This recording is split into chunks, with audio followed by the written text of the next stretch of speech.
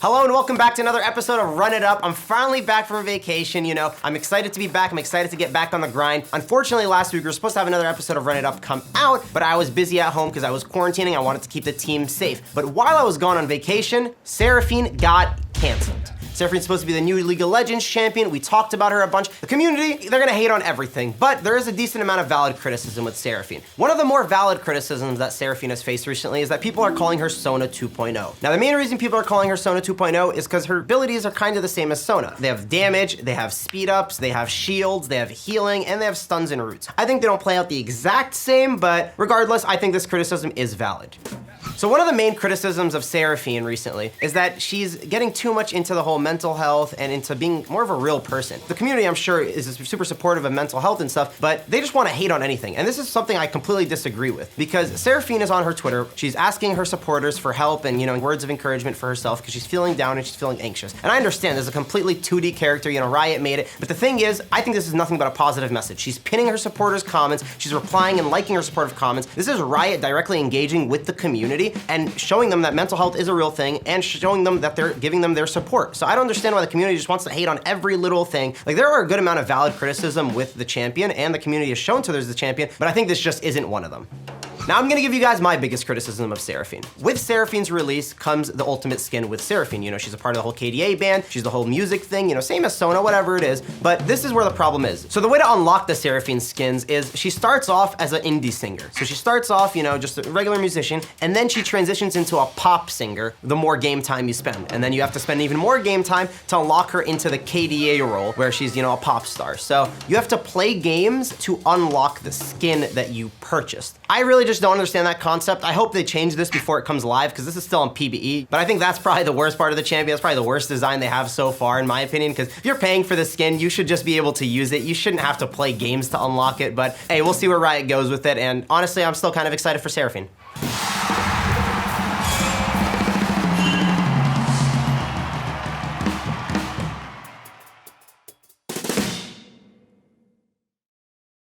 So to help me talk about Worlds to you is no one. We didn't get a guest. We're struggling out here. Last week, I had to clone myself. We haven't had a guest for goddamn 3 weeks. 100 Thieves needs to step it up and needs to start inviting people because I'm struggling out here.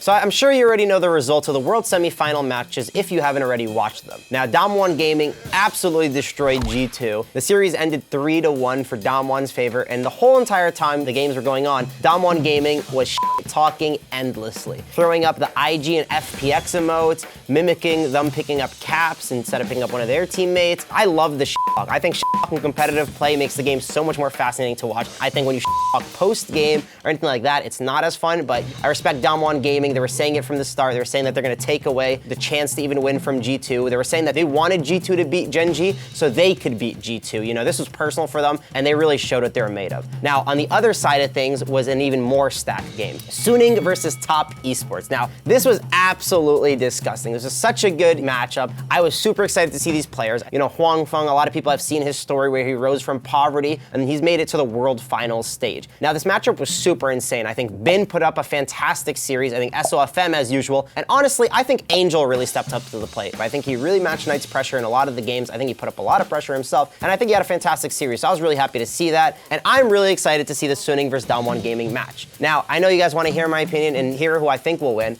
I have my money on Suning Gaming. Now, listen, I think that this is probably one of the only teams in the world that can handle Dom1 Gaming. Dom1 Gaming solo laners are absolutely disgusting with Nuguri, and they have Showmaker in the mid lane. It's a stacked lineup. But this isn't any team we're talking about. This is Suning. Their top laner, Bin, has been dominating on carries every single matchup. If they put him on a carry, this guy's gonna completely stomp his Jace, his Aurelia, his GP. He looks absolutely disgusting. He is in form, and if he plays the way he's been playing right now during Worlds, in the finals, honestly, I think he can get an edge over Nuguri. Now, SOFM in the jungle versus Canyon, I think that's gonna be a fantastic matchup. I would give the edge to SOFM a little bit. If we're looking at mid lane, Angel and Showmaker, now, while I did say I think Angel has been performing, I think Showmaker is without a doubt one of the top 2 mids in the world right now, so I'm gonna have to give the edge to him. When you look at the bot lane and you're comparing Ghost and Huang Feng, I think this is super close. I think Sword Art's been looking pretty good overall. Honestly, it's gonna come down to draft more than anything, but like I said, I got my money on Suning.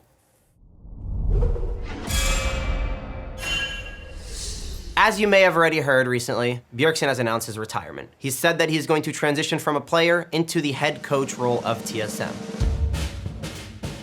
Now, there's a lot of controversy about this. A lot of people are disappointed, understandably so. But honestly, for me, I think this is a great step for Bjorn. I think this is a good step for TSM, and I think this is a good step for NA. He's paved the way for a lot of pros in NA. He's set the tone as to what being a pro means in NA. He's elevated our region on his own for years and years. Now, I think he's gonna do even more as a head coach. I think Bjorn is a fantastic player. I think he has a fantastic mind, and he understands the game at a high, high level. Maybe one of the reasons that led to Bjorn's retirement was the 0-6 Worlds performance. Now, after winning NA in dominating fashion, reverse sweeping plenty of teams, going through the loser bracket, making it all the way to winning the cup again, and then to make it to the world stage, to go 0-6, and then realize that not only is your team just outclassed by the other teams, but your region is just outclassed. You know, maybe he wanted to turn into a head coach and try to elevate the region even higher from a different position. Now, no one's really gonna know what led to the decision of Bjorn retiring. I'm sure you know it's been in his mind for quite a while now, after succeeding in NA early, finding some struggle throughout the midway, not making worlds for a few years, and now finally winning NA, winning the domestic cup again. He's ending on a high note. So the reason I'm super happy that Bjorn retired on a high note when he won NA is I don't like people who rewrite history. Realistically, Bjorn is the best player we have had in NA. And sure, you know, he came from EU, he came from the Copenhagen Wolves, but the thing is, Bjorn's been in NA for over 6 years now, and he, like I said, has paved the way for our region. So straight up, thank you to Bjorn. I hope he has a fantastic time taking time off and digesting all this, and I hope he has a great time transitioning into that role of a head coach, and I'm sure that he will.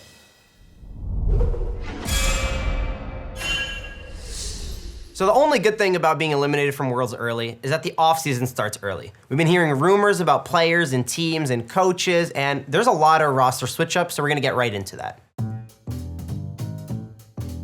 Just to make this very clear to everyone watching, these are all rumors. Now, these have come out from journalists, these come out from reporters, people who leak stuff from the inside, but none of this is fact and none of this is signed, and a lot of this could be wrong and some of it could be right, but we're gonna get into the rumors and we're gonna tell you what we've heard. So the first rumor we've heard is Santorin moving from FlyQuest to Team Liquid. Now, I think if this happens, Team Liquid's just gonna dominate NA. I think it would be very cut and dry, potential 18-0 split, and actually having somewhat of a decent chance at Worlds. We're not talking about winning Worlds, I'm talking about making it out of groups. There's another rumor involving Team Liquid that their star player, Impact, might be removed from the roster, and they're gonna bring in Alfari from Europe with a multi-million-dollar deal. Now, I don't know if this would be a direct upgrade or if this would be a downgrade from Impact, because let's be real, Impact is one of the best top laners we've seen in NA for years and years and years. There's another rumor that TSM's bot lane is going to get exploded fully. They're gonna replace the bot lane. I just can't really see TSM parting ways with Doublelift after Doublelift just joining the team, winning NA for them or with them, and just leaving after, especially knowing how like close he is to the organization, to Reggie, to Lena. With Biofrost, I don't think it's too much of a shock. I don't think he's had too good of a performance, you know, in the latter half of the year. He did have a run for his money with treats coming up too, so wouldn't be too surprised to see that.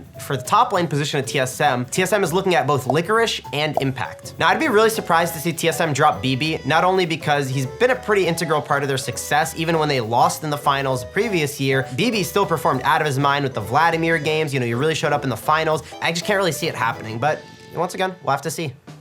For EG, the rumor is that Bang is going to be leaving the roster. It's not super surprising to see Bang leaving because personally, I don't think he enjoyed being in NA that much. You know, he's shown over the time and time of him being here that he consistently missed Korea, that he missed the culture there, he missed being in his family, he missed being back home. So honestly, I kind of saw this one coming, but once again, rumors. With Immortals, apparently Xmithie is leaving the roster. Now, I'm not surprised here, not because Xmithie's not a good player. Xmithie's a great player, and he's one of the best junglers we've seen in NA for years and years. The thing is, they literally benched him as they picked him up to replace him with Potluck, who was an academy mid who just didn't perform on the stage, to then bring back Xmithie. They honestly didn't know what they were doing, and I'm sure Xmithie wasn't happy about the situation, so either way this went, I think this is just a good thing for Xmithie to leave that roster and try to find a new home. CLG is eyeing Haunser and Deftly, rumors say.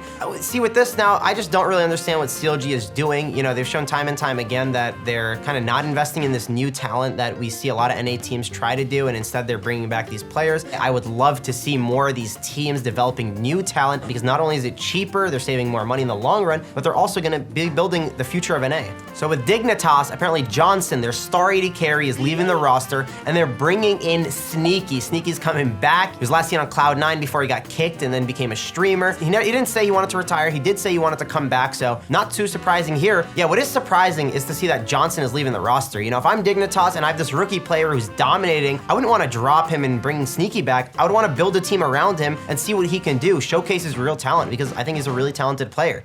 100 Thieves is apparently interested in either Johnson or FBI, so they're planning on getting rid of Cody's son apparently to get one of these new ADCs. Now FBI and Johnson are two of the probably top 4 ADCs in NA last split, but Cody's son is a really good ADC in NA, so wouldn't be too much of a clear upgrade, but we'll have to see what happens. Another rumor we're hearing is that 100 Thieves is interested in Zeyzal. Now, I wouldn't be too happy with this personally because I don't think Zeyzal had too good of a year here on EG, but the biggest reason I wouldn't like this is because Poom's a new, fresh player in the scene. You know, I think he still needs time to grow. You know, he's been playing the league for very, very little time, and he already made it to the LCS stage. But the thing is, this is an NA player. This is new talent that we need to foster. So, hey, I'm gonna hit up Nadeshot. I'm gonna tell him not to pick up Zeyzal. Sorry, Zeyzal, we gotta keep Poom, but we'll have to see what comes true, and we're gonna have to see what's real.